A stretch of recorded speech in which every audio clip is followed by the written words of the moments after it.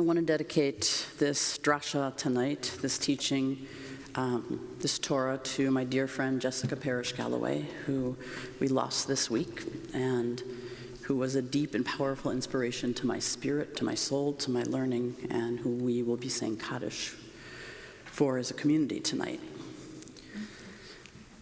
I have to say, I was feeling very right and righteous to hear the words, the powerful words of Leonard Cohen and Who by Fire, which comes out of his soul of having prayed the Unatana Tokef every year of his life.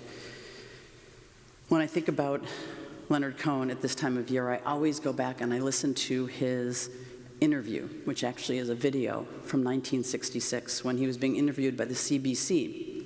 Just in 1966, he was trying to make the transition from poet to songwriter. And the interviewer asked him if he had ever considered changing his name, and he answered he had considered changing his name to September. And she said, "Leonard September?" And he said, "No, September Cohen." And she said, "But Cohen is such a standard name." And he said, "So is September." And she said, "Not for a first name." And when she looked at him quizzically, he said, "New things are always beginning in September, so we wanted to change his name and get a tattoo to remind himself of new beginnings."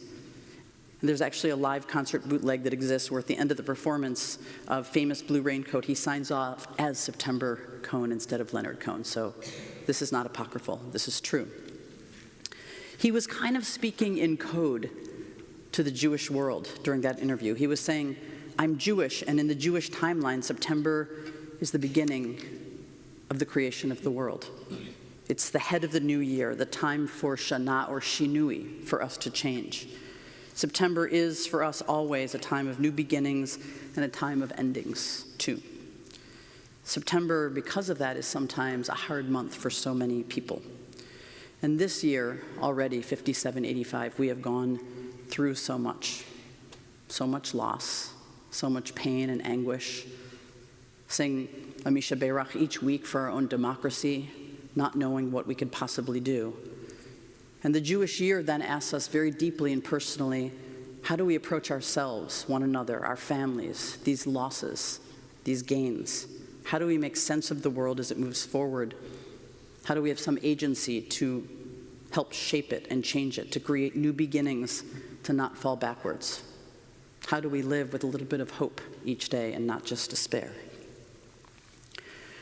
I think a lot about what we're going to read this Tuesday morning, the Akedat Yitzhak, the story of the binding of Isaac, the almost sacrifice of Isaac.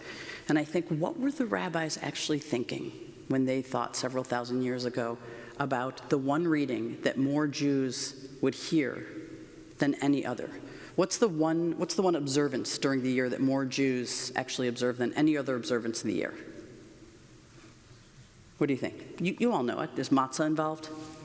Passover, right? Passover. But Rosh Hashanah and Yom Kippur, more Jews come to synagogue than any other. And so the rabbis thought that they would have the story of the binding of Isaac, the almost sacrifice of Abraham's son Isaac, as this story, which really mirrors so many of the original stories. The very first stories in Genesis are not of brotherly love, but of fratricide. Cain kills Abel. And jealousy and hatred, Ishmael and Isaac, and of Jacob and Esau and the 12 tribes of Israel, Jacob's sons, who we know didn't get along very well. I think if I was 2,000 years old, and I went back and I sat with the rabbis, I would say, maybe Akedat Yitzhak, the story that perpetuates the feeling of enmity, of not being forgiving, the feeling between a father and son of hatred or of jealousy, the feeling of brothers who couldn't get along, I would say to them, I've read it so many years, I'd like to change it for Rosh Hashanah. And I would change it to the portion from Vayishlach. And Vayishlach is the story I feel that if we read it every year on Rosh Hashanah, there would be a sense not just of having faith in God, but having faith in ourselves and having a sense of redemption in terms of humanity. This was the story in Vayishlach of Yaakov, or Jacob, who returns to Canaan after his time away, and he, of course, had stolen his birthright and his blessing from his brother Esau. So there had been a rupture in their relationship. He was kind of the obnoxious brother, I have to say. Esau and Jacob were twins, and Esau tried to come out as the first brother, and Jacob actually was pulled out of the womb holding onto his brother's heel, which has never been recorded again. But he was given the name Jacob, or Yaakov, which comes from the word ekev, which means heel. So Jacob steals the birthright and the blessing from his brother, and his mother says, "Go to my brother and be safe, because your brother wants to kill you for doing this." And it's many, many years later in Vayishlach, when Jacob and Esau have gone their separate ways. They are now the proud patriarchs of their own tribes. And Jacob has his 4 wives, he has his 12 tribes, and his 13th tribe, his daughter Dinah.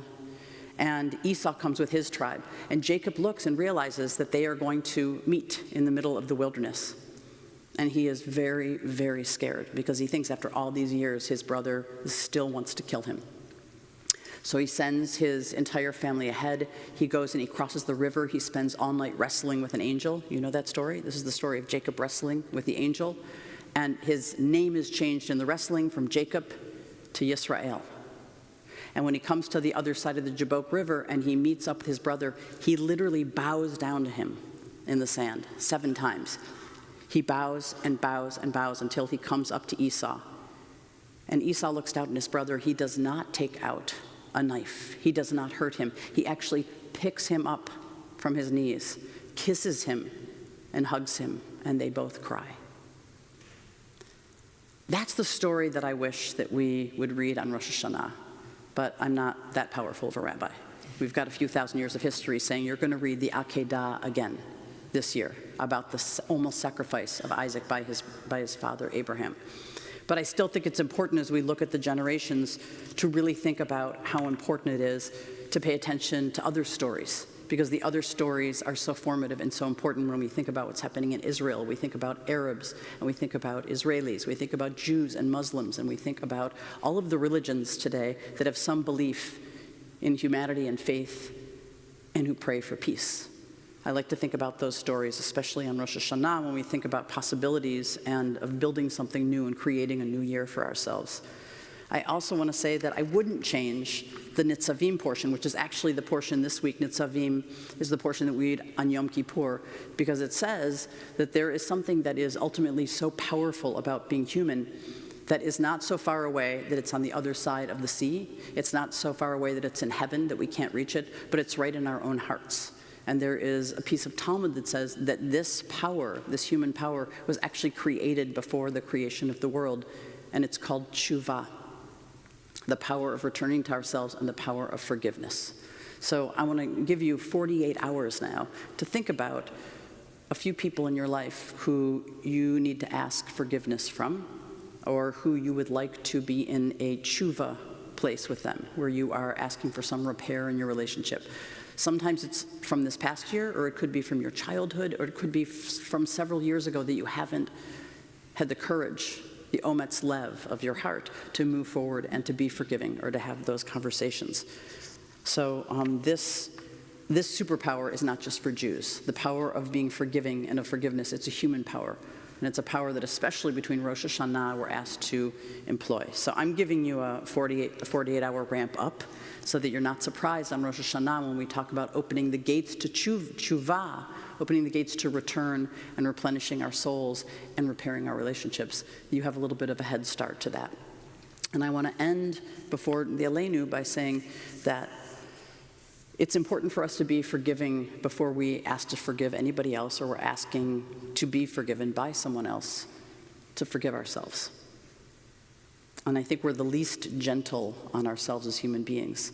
And the midrash that I think about and that I like to teach and read and learn each year at this time is the midrash where it talks about the holy ark, that ark, but the one that Moses carried with the people. And the one that Moses carried with the people actually had 2 sets of tablets in it. The intact tablets that Moses got the second time when he came down from Mount Sinai, and the first set of tablets that was destroyed and broken into shards when Moses came down from Mount Sinai and saw all the Israelites dancing around a golden calf. He was so angry in that moment, holding the 10 Commandments, that he threw them on the ground and he shattered them. And then they went on their way into the wilderness.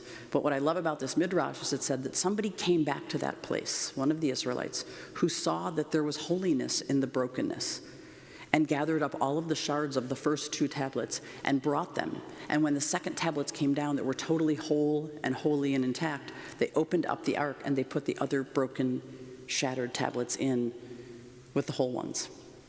And I love that because it reminds us that our hearts can be broken. It reminds us that our souls can feel achy and almost sharp. But it doesn't mean that we're less holy or we're less whole, even though we're all schlepping around some shards of brokenness with us. That if we are forgiving of ourselves first, it's a much more beautiful, forgiving world. Shabbat shalom.